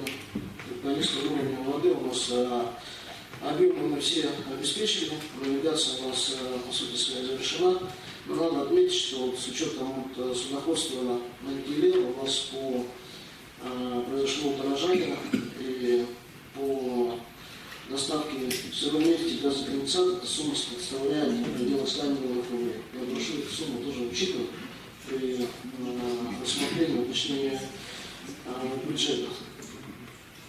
Отдельно хотел бы сказать по тому, как озвучено было в докладе Владимира Алексеевича по инвестпрограмме, обозначены были параметры, но какой-то подход странный, спешки попытаться нанести мне повестки, при том, что на согласование документ попал сегодня. Понятно, что я не мог согласовать в том виде, в котором он есть, в силу того, что, первое, отсутствует вообще финансирование, проектирование по газификации. Мы же у вас, Владимир Ильич, смотрели, да, и приоритеты тоже расставили. К сожалению, стоит ноль по проектированию, связанной с газификацией с вводом магистрального газопровода «Сила Сибири», который будет введен в этом году. Отводы еврейский Газпром сделал в соответствии с нашим соглашением. Ни одного проекта у нас нет. Ваше поручение было в этом году предусмотреть проектирование? Не предусмотрено было ничего. Мы сейчас ведем газификацию при Гестиах. 10 ноября уже планируется, что газификация закончена будет, котельная подключена. Вы же были на прошлой неделе в горном районе, наверняка там глава района об этом говорил.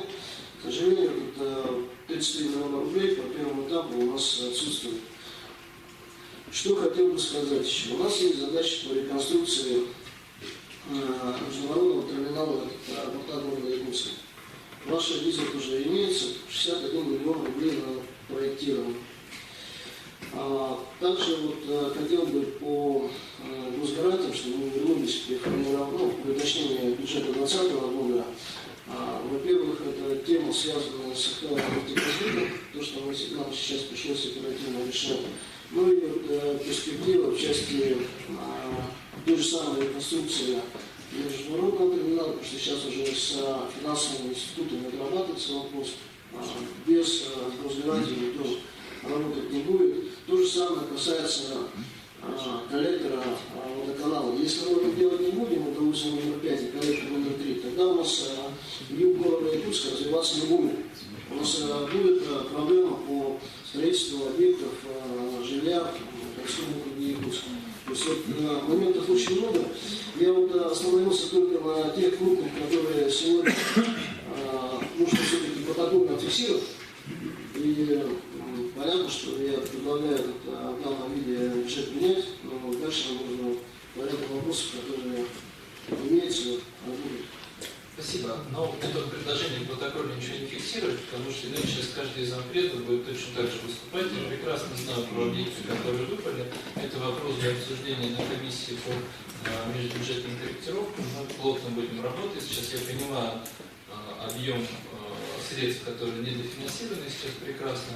Вот, поэтому просто, чтобы сейчас избежать еще там 50 таких же выступлений, меня просьба коллеги для этого использовать другие площадки. Сейчас у нас задача с учетом озвученных ограничений принять за основу проект бюджета, в котором сбалансированы доходы и расходы, которые позволят нам в рамках бюджетного процесса дальше двигаться, приоритизировать дополнительные расходы, дополнительные доходы, которые будут поступать в части межбюджетных трансферов, возможно, при уточнении других корректировок, в смысле других параметров, однако пока они не просматриваются. Поэтому, еще раз, у нас жанр другой сейчас, жанр зафиксировать то, что не учтено, мы можем зафиксировать, давайте отдельно это проработаем. Значит, протокольно у нас это форма стандартная, мы всегда это делали, и Минфин, и Минэкономики по протоколу, потом отрабатывать. Если мы сегодня не будем это делать, да, мы сегодня не будем. Вначале я хочу, что мы всегда воздерживаться. Потому что иначе мы сейчас, каждый из членов правительства будет также выступать с тем, что протокол не зафиксирован. Я предлагаю сегодня в порядке заседания правительства такой жанр не учитывать. Отработаем это в рамках комиссии по межбюджетным корректировкам и в установленном порядке, чтобы у нас был конструктивный разговор, и там протокольно все моменты зафиксировать. Да, пожалуйста.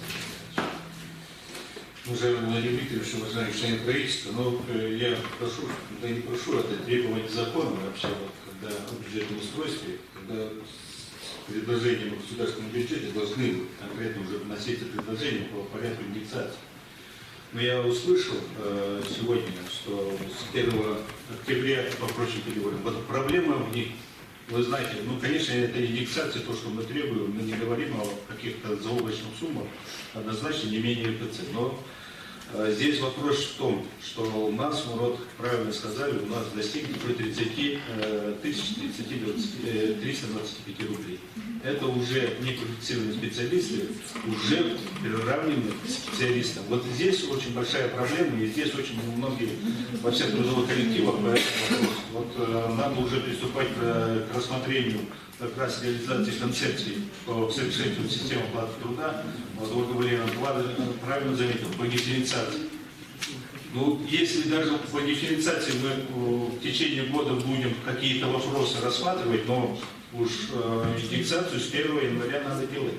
Иначе и так у них вообще предыдущие 4% в связи с предыдущими неповышениями и так маленькое было. И сейчас 3%, перевод на октябрь, это вообще недопустимо. Поэтому наше предложение профсоюза, чтобы однозначно рассмотреть вопрос индексации с 1 января по прочим категориям. Спасибо, Николай Николаевич. Я коротко скажу, что я большой сторонник этого. Я считаю, что сейчас заложена абсолютно неправильная ситуация, то, что вы говорите, с отсутствием дифференциации. Но у меня просто предложение выступать сразу с конструктивными. Откуда, с чьей зарплаты снимать, чтобы обеспечить дифференциацию. Вы же понимаете, в какой ситуации мы находимся. Да, мы приняли, находясь в январе-феврале 2019 года, план по дифференциации, который мы планировали другими темпами ее восстанавливать. Но вы видите объективные процессы от нас независящие, которые влияют на доходы бюджета. Вы слышите цифры, которые минус 20 миллиардов. У нас 0 сейчас стоит на субсидирование перевозок внутри республики. 0. Вы слышите, министры просто остальные не выступают, потому что у каждого есть такие же слова, как у Минсельхоза, Минтранса и Министерства ЖКХ. Вы думаете, в образовании, в здравоохранении сейчас нет таких же дыр, еще большие дыры? Ну, вернее, не меньше. Ну вот просто, еще раз, мы сейчас, к сожалению, находимся в ситуации выбора из зол наименее худшего. Мы сейчас сверстали проект закона таким образом, что он позволяет нам соблюдать закон и обеспечивать все обязательные, публично взятые обязательства. Мы фиксируем сейчас задачи, которые не решаются сейчас. И по мере возникновения доходов мы, конечно, будем решать. Но просьба тоже зафиксировать степень проблемности, с которой мы сейчас сталкиваемся. Конечно, я абсолютно с вами согласен, что нам этот вопрос нужно решать в тот момент, когда мы решим вопросы, связанные с прямыми нашими обязанностями по финансированию. Пожалуйста, еще раз вступление есть? Да, если вы можете. Уважаемый Владимир Викторович, уважаемые коллеги, да, действительно, при подготовке бюджета все министерства, в том числе и социального блока, отработали достаточно в режиме понимания того, что нам необходимо сокращать наши расходы, оптимизировать какие-то вещи, возможно, неэффективные, и каких-то определенных успехов в этом вопросе мы добились.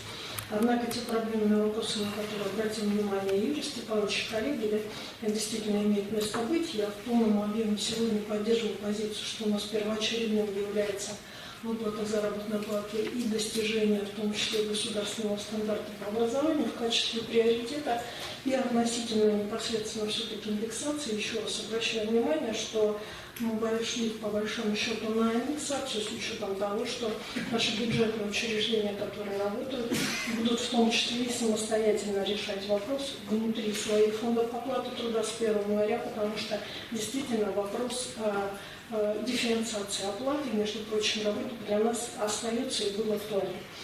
Следующий момент, на который я бы хотела все-таки обратить внимание, Владимир Ильич, возможно, это случайно получилось, но на правительственной комиссии у нас обсуждался вопрос о предусмотрении расходов на 75-летие Победы. На настоящий момент его, к сожалению, в проекте нет.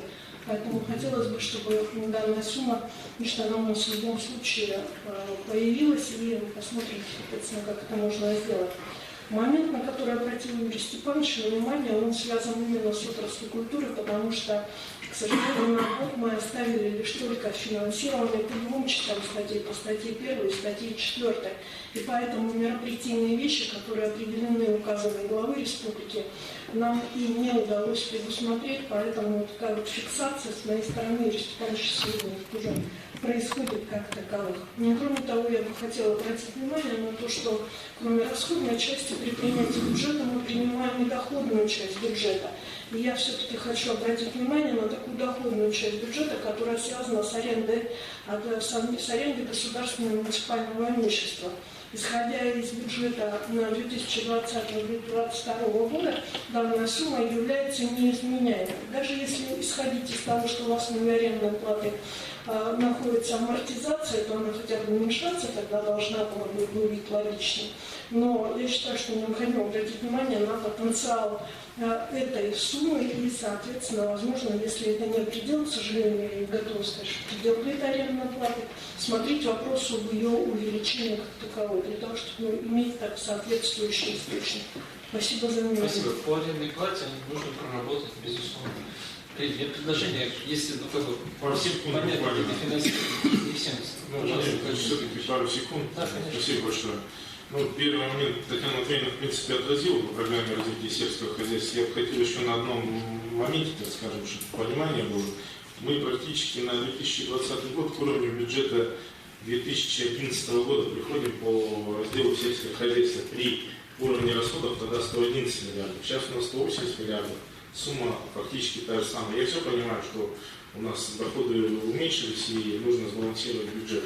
Но все-таки мы все время говорим о таком вопросе, как приоритизация. При приоритизации и еще момент, все время говорим про первоочередные расходы государственного бюджета, которые являются социальной выплатой. Мы должны понимать, что фактически поддержка сельского хозяйства – это косвенные расходы наши, но там тоже люди, там тоже заработная плата сидит. Это что касается сельского хозяйства. Второе – это программа «Экология». Мы знаем, какие пожары в прошлом году, в этом году были. И мы на следующий год тоже, опять же, говорим про приоритизацию, но, извините, когда у тебя практически по всем учреждениям субвенции с федерального бюджета и зарплата текущая там, из госбюджета, да, какую можно приоритизацию практически сделать, если мы на сегодняшний день уже понимаем, что мы на следующий год недофинансируем лесную отрасль, та, которая у нас должна финансироваться из госбюджета республики, и в том числе в части подготовки к тушению лесных пожаров. То есть, коллеги, я понимаю все, конечно, но это нереально просто. Мы тогда должны завтра же там сократить всех инспекторов или всех сотрудников того же лесхоза. Все остальное это практически федеральная субвенция. Но я все-таки тут соглашусь с Алексеем Васильевичем, что эти моменты я предлагаю прописать, потому что они не отражаются в наших протоколах по бюджетным корректировкам. Я предлагаю в заседании правительства эти моменты все-таки отразить. Я настаиваю на том, что сегодня никакие отдельные пункты не будут отражены в протоколе. Пожалуйста, Кирилл Евгеньевич, вам осталось еще выступить из зампреда. Ну, я все-таки придержусь, наверное, такой непопулярной точки зрения, что мы достаточно много времени потратили на обсуждение этого всего в бюджетных корректировках. Я бы тоже, наверное, мог долго говорить, что вопросы, связанные с дефицитом средств в строительстве, в цифре особенно и так далее, но думаю, что, наверное, время на это тратить не будем, а с точки зрения тех приоритетных потребностей, они прозвучали, я думаю, что при возможном распределении дополнительных расходов, дополнительных доходов сможем к этому вернуться. Спасибо. Коллеги, еще выступление есть? Ольга Валерьевна, есть замечания правового характера? Нет. Тогда, пожалуйста, уже...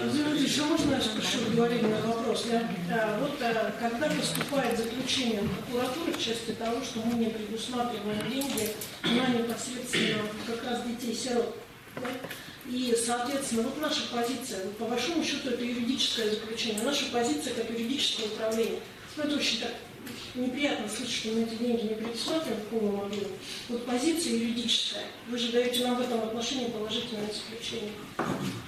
Да, спасибо за вопрос. У нас прокуратура отрабатываем по периодам, в зависимости от бюджетных возможностей. То есть прокуратура работает в этой части финансовый блок и договаривается о периодах выплаты.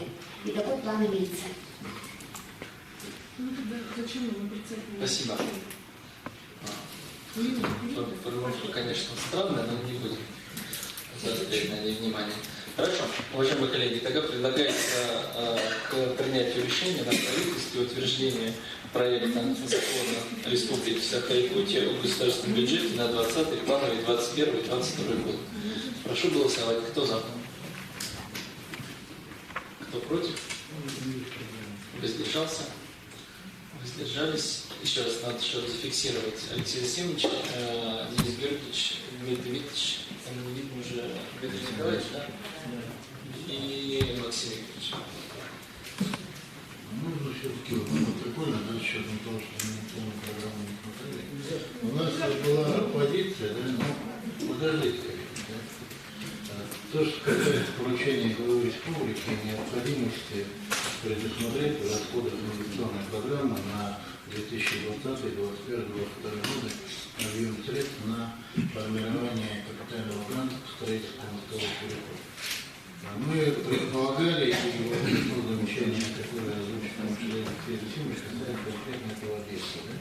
И мы предполагали, что в 2020 году 447 миллионов и примерно 1,5 миллиарда рублей на 2021 год. Эти средства мы саккумулируем за счет дополнительных источников, которые у нас формируют дорожный фонд. И, может быть, все-таки эту тему как-то прописать, чтобы мы, когда будем рассматривать инвестиционную программу, тем Алексей Александрович, еще раз. Вы сейчас к какому вопросу? Мы решили, что мы программу сняли, но ее не рассматриваем сегодня. Сначала Валерий Алексеевич нас время занимал, потом Алексей Засимчик относился к тому, что не по повестке. Давайте все-таки по повестке двигаться, и потом... Ну, это касается параметров бюджета. Я понимаю, что это касается параметров бюджета. Без программы мы рассматривать отдельно будем. Мы же решили вначале. Сколько по ней есть несогласованные позиции. Пожалуйста, следующий вопрос у нас. Это проект закона Республики Саха-Якутия о внесении изменений в закон Республики о выравнивании бюджетной обеспеченности муниципальных образований.